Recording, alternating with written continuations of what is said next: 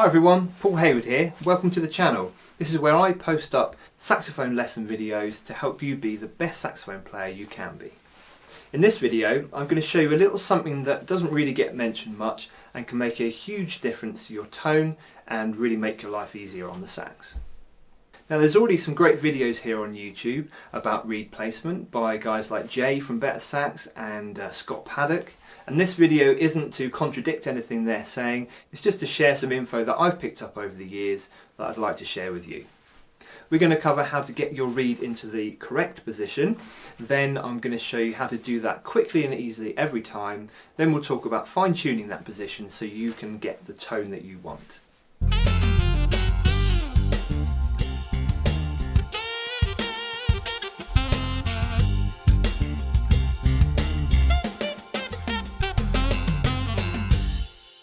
So bad reed placement is actually something that I have to correct a lot of the time with my students, and a lot of people don't realise how much of a difference it can make to the tone of your instrument and also the playability of your sax. So before I get to that extra info, let me cover the basics for those of you that don't know it yet. So I'll put up some close-up footage here for you. Now first of all we need the reed to be perfectly central, not off the one side on an angle like this, or the whole thing to be slid to one side like that. It needs to be dead centre, right from the base here up to the tip, completely central. Next we need to get the reed at the right height. Now if it's too far up, I'm going to do some extreme examples here, but if it's too far up then you've got a couple of problems. This is exaggerated loads, but it's just to prove a point. If you've got it too far up, then your tongue is going to be hitting this. It's going to interfere with your tonguing. You're going to damage the tip of the reed. The reed is going to be vibrating against the top and over bending, so you're going to damage that. The reed will get old quick, and even on a small scale, that's what's going to happen. All right, and it's going to affect your tone badly, make the sax not play the way it's supposed to. Equally, if we've got the reed too far down on the mouthpiece, let's just put it up there. Again, exaggerated, but you get the idea.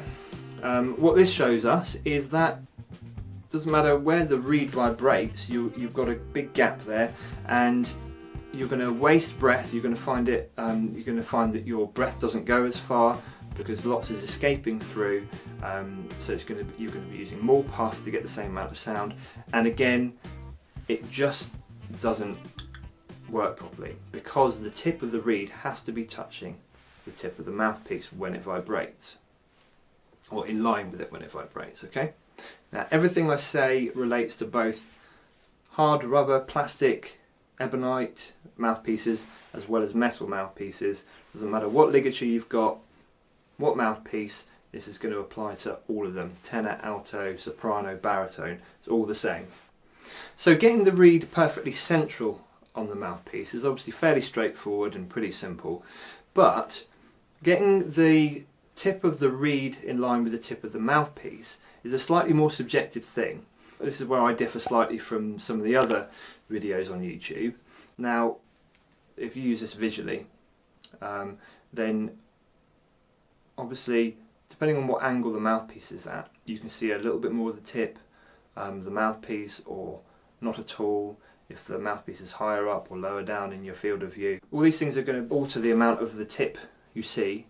So what I like to do instead is use a little technique where put the reed in, and before I tighten the screws of the ligature to set it exactly where I want it and keep it in place, I'll adjust the position of it, and to check the position I will squeeze the reed very gently shut against the mouthpiece. You don't really need any pressure, it's a very gentle thing, and you just very gently squeeze that shut so you can see exactly where the tip of the reed is in relation to the tip of the mouthpiece. The tip of the mouthpiece is a very carefully crafted bit of kit, right? It's got a little flat surface that goes along the top and joins the rails So if you look closely at your mouthpiece, you'll see that flat bit that runs on, and as long as you've got the reed perfectly central on the mouthpiece and the tip of the reed, when you squeeze it closed, meets some part of the flat part of that tip, then that is the correct position.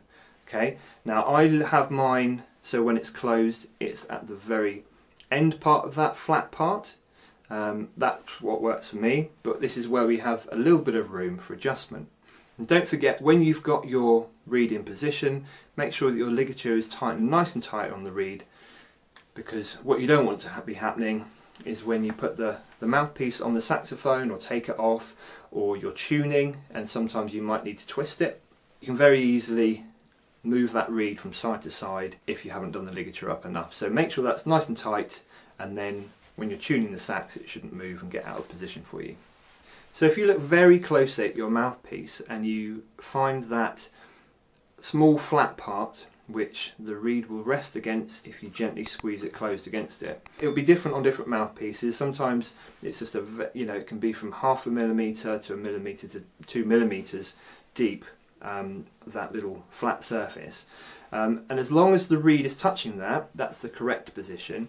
And you can then experiment with having your reed either going right to the tip of that flat surface, or right at the back of that flat surface, or anywhere in the middle. If the tip of the reed isn't touching that flat surface when you close it, then you haven't got the reed in the right spot and you're not getting the correct seal, and so it won't really function as it was designed to. Now you can push this a little bit. Feel free to experiment. If you go too far, it'll just be rubbish. But you know, we're allowed to experiment. When I was young, I had blue tack in my mouthpiece and I was playing a tenor reed on an alto saxophone mouthpiece. So and that's what I was happy on. I got a much better tone. So I'm completely happy with anyone experimenting and trying anything out. I'm just telling you what will work the majority of the times, and then you can work from there.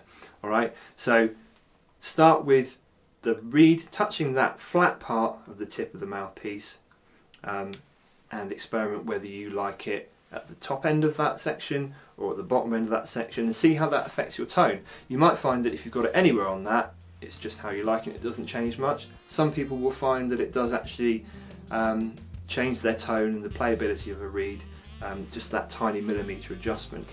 And remember that those slight adjustments can have different effects with different people. We've all got different shapes of our mouths inside, different tone chambers, tongue sizes, throats, different lips, different embouchure, we've got different mouthpieces, different reed brands, different ligatures. Alright, so don't expect that the same thing for one person will do exactly the same for somebody else. This is all quite subjective. Just work within that correct range and work from there and see what works best for you. Let me know in the comments if this video helps you get a better tone, or if you do anything differently to me. It's great interacting with you and sharing knowledge between us all. If you enjoyed the video, please do let me know by hitting the like button. It means a huge amount to me, and it encourages YouTube to share the videos with other saxophone players like yourselves. Don't forget to subscribe if you want to catch future saxophone lesson videos. Thank you so much for watching, and I'll see you next time.